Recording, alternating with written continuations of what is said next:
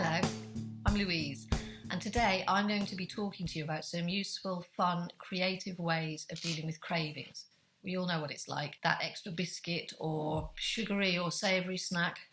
Just one more, especially at the moment when we might have more time on our hands and perhaps be feeling bored or worried or frustrated, just not quite knowing what to do with our time. And then if we have one biscuit too many, we may be hard on ourselves. We can be very good at that as human beings, feeling guilty, negative about ourselves, telling ourselves we have failed or let ourselves down. But we really can be much kinder to ourselves. We deserve to be, in fact. And there are plenty of ways we can help ourselves with those cravings. And they don't have to be hard work. They can be fun, creative, imaginative, and bring us together as a family. As an actor and writer, part of my job involves playing and using my imagination. And using all my senses is good for my well-being and health, as well as making the day a bit more fun and giving me things to do, acting as a distraction. So I'm going to be looking at how we can use our 5 senses: looking, listening, touch, smelling and tasting, as well as what I like to think of as a 6th, my favourite in fact, our imaginations, to help get us past those cravings. Before we start, let me just mention a few practical things we can do even before we feel that craving, as well as if a craving is coming on and before it takes hold. Drink water. Thirst is often confused with hunger or food cravings. Eat more protein. A handful of unsalted mixed nuts, for example. Avoid getting extremely hungry. Have healthy snacks, carrot sticks, that sort of thing. Plan your meals.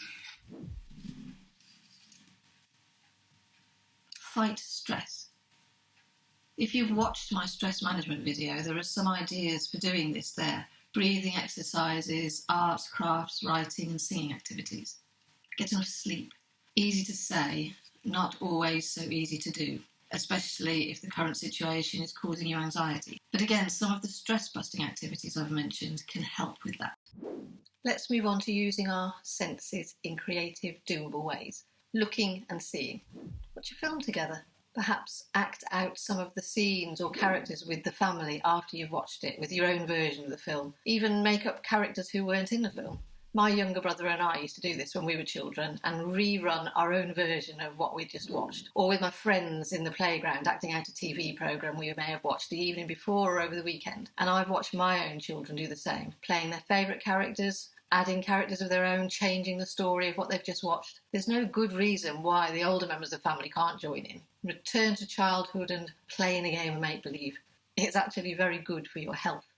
You don't want to spend all day, every day watching TV, even if watching films with the family is really enjoyable. So why not have a treasure hunt? Maybe an older and younger family member write the clues together, then hide them around the house and garden if you have one. Start the rest of the family off on the trail and the hunt for treasure is on. The treasure doesn't have to be big or flashy. Some crayons or felt pens, a notebook to write in, a favourite healthy food snack, carrot sticks, fruit, that sort of thing. A book to read, a prize ticket with a treat for a later date written on it, watching a favourite movie, going on a walk, choosing what to have for tea, whatever appeals to you, whatever you and your family think of as treats. Older family members can help younger ones in the search so that all the family can join in. Make the clues fun.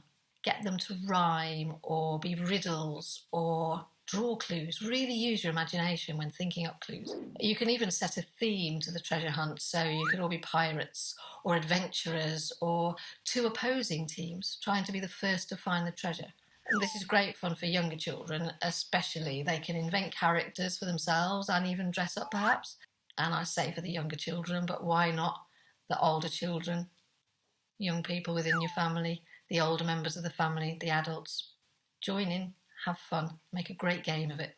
Another great visual looking game is a memory game, another way to spend some time in a creative and distracting activity. Place a number of items on a tray, cover with a cloth or tea towel, then reveal the items to the rest of the family. Let them look for 2 minutes perhaps, or however long you decide, maybe longer, maybe shorter, but not too long. Then cover them up again, and everyone has to write down or call out as many items as they remember.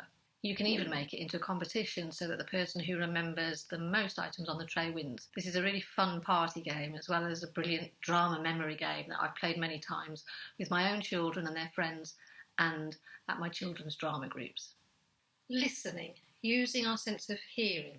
How can that help? Put music on. Listening to music you enjoy can help you relax and occupy your mind. Dance on your own or as a family. Play musical statues or musical bumps with the kids and adults. Have a competition. Play a well-known song together. Then each person spends 5 minutes coming up with, in writing or just verbally, with alternative words to the song and sing them to each other. Decide which or a combination of them all you want to sing as a family band. Maybe record on your phone. And maybe, if you feel brave, send it to your family and friends on WhatsApp or sing live over a phone call or online meeting. You can even play some of these games with people who aren't within your household remotely. My best friend and I, who haven't seen each other since lockdown, have been keeping in touch in other ways, online and over the phone, with texts and WhatsApp and Facebook, and we recently made up a song together. He sent me some chords and some music that he'd made up, and I wrote some words to them and then sang them and recorded them on my phone and texted that back to him, and he put that into a little song and a link, and we shared it on Facebook. And our friends commented and said that they'd enjoyed that. And it was a really nice way to spend the afternoon, even though we aren't actually physically together creating. We managed to do that remotely. So, our sniffing and smelling sense. Smells are one of our strongest senses in terms of evoking emotions and memories, and we can use this as a distraction from unhelpful or unhealthy cravings. There are some studies that have found that smelling jasmine, for example, a non-food smell, has been shown to reduce chocolate cravings. And it does seem that smelling something that doesn't remind you or is similar to food may help you reduce cravings. Turn it into a game. Again, as in the visual memory game, put things on a tray and get your family members to sniff them in turn with their eyes closed. Be kind. Put nice smelling items on the tray, such as soaps, incense and essential oils, toothpaste, flowers, as long as they aren't scents reminiscent of food. In turn, smell one or a few or all of the items and then describe the experience. What do you think that it is? What did it remind you of? Do you have any memories that it conjures up? I've mentioned in previous videos that the smell of extra strong mints, cigar smoke and imperial leather soap conjure up lovely images and memories of my father and my grandparents, and if I ever smell a bonfire, it takes me straight back to my childhood and being in the garden in winter or at a fireworks night, and it actually makes me feel physically and emotionally happy. I get so drawn into the memory and the feelings that my mind doesn't actually have room for any craving. On to our sense of touch. One more tray game. Arrange some objects with different touch sensations. Soft, hard, cold, prickly, it can be any object you have in the house. Each family member touches the objects on the tray with their eyes closed, then goes away and draws a picture, writes something about it, a story or a poem or description about what they think it might be. Share what you've created with each other. There are lots of arts and crafts activities which involve using your hands and touch, another great way of occupying your mind and time, and a very effective distraction. Knitting is a wonderful calming thing to do, and you might end up with a scarf or something more.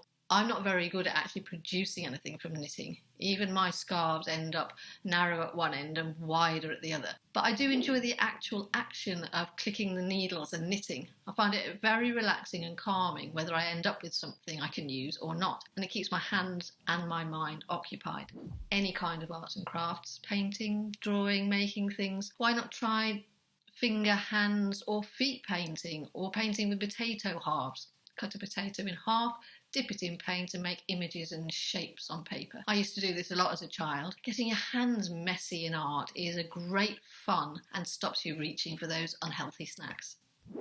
So on to our final physical sense, the taste sense, perhaps the one we most associate with cravings. Why not Try a fun, healthy picnic with healthy foods the family like and some games to play. You can go on a picnic in the home or garden if you have one, or any outside area that you're allowed to go to with your family if the weather's nice. Whether you have your picnic inside or outside, use your imaginations to pretend you're somewhere exotic or not even in this world, the moon or a fantasy world. And the food can become fantasy food too, verbal storytelling. When each person eats a piece of food, give it an imaginary name and where it grows. Describe how it tastes in a fun way. So, for example, if it tasted like the weather, it would be summer because it's hot, or winter because it's cold. If it tasted like an item of clothing, it would be a woolly hat because it's soft. Really have fun with it and laugh. Enjoy the humour and the laughter. It can be as silly and ridiculous as you want when you're using your imagination. And finally, as I mentioned at the beginning of this video, our imagination and visualisation, which I like to think of as a sort of sixth sense. This is something that everyone in the family can use to help reduce those cravings. Studies have found that replacing that craving for your favourite cake, which becomes just another slice and then another, or the packet of crisps that you just can't resist, replacing that image in your mind with an image of a favourite activity like dancing, walking, arts and crafts, singing, or even watching TV can help reduce the craving you may be feeling. Try using all your senses to imagine this. The image in your mind of your favourite activity and see in your mind's eye the shapes, the sounds, the smells, colours, the physical feelings associated with that activity. It's a little bit like a daydream, a sort of health spa in your head. And as well as daydreaming your favourite activity, why not actually do it? You might not be able to hike up a mountain, but how about a safe obstacle course for the family in the home or garden? We've probably all watched those game shows at one time or another when ordinary people or celebrities have to get through a whole range of obstacles. Build a tent to camp out in the living room, out of furniture and blankets. Fill it with paper, pens, pencils, crayons, board games, toys, and once in the tent, write or draw or talk about an imaginary world that lies outside the tent. The dangers to be faced as an adventurer, what it looks like out there, what adventures you could go on, swimming in the ocean, climbing ginormous trees. It's your imaginary world. Your child's imaginary world. So it can quite literally be anything you want it to be. Work together to take turns in what you want to add to the world in a lovely bit of storytelling as you each describe what you think might be out there in the world outside your tent. And it can be as fantastic as you want to make it. Mountains, oceans, dragons, knights, aliens. Children have amazing imagination, so let them run free with wherever it takes them and add your own imagination into the mix. Use your imagination to exercise in your own home, play a game, take the family on an imaginary journey around the house, turning the stairs into mountains, the bathroom into the seaside, the kitchen into the jungle. You can go there foraging for food, but don't eat anything bad for you. Make up fun reasons why the biscuits are not to be eaten right now. Perhaps there's a hungry unicorn who they need to be safe for, or a special treat to be taken out on another adventure. Each family member can join in with telling the story as you go on your journey. See what amazing tales you can come up with. Who are the heroes? How brave are you? What fantastical creatures and characters do you come across? After you finish your journey, write about it, draw a picture, share with the family. Put them in the window for the neighbours to see, as well as passers-by out on their exercise. You can play these games and tell these stories over and over again, the same ones, or make them different. Our imaginations are amazing. I hope you found some of these activities useful. They certainly work for me, and I've used and continue to use many of them with my own family and with groups I work with, adults and children. Use what appeals to and works for you, ignore what doesn't, and return to any of them at any time. You'll probably find that they will give you and your family ideas for your own ways of using and enjoying your time together. That distracts you from the fridge, cupboard or biscuit tin when you'd really rather not give in to a craving. Get creative instead and enjoy all the fun, laughter and family time that this can bring. And remember, if you do give in at times, it's not the end of the world. You can put it in the past and just focus on the present, knowing you have lots more helpful, healthy ways of dealing with them. Good luck and happy creating.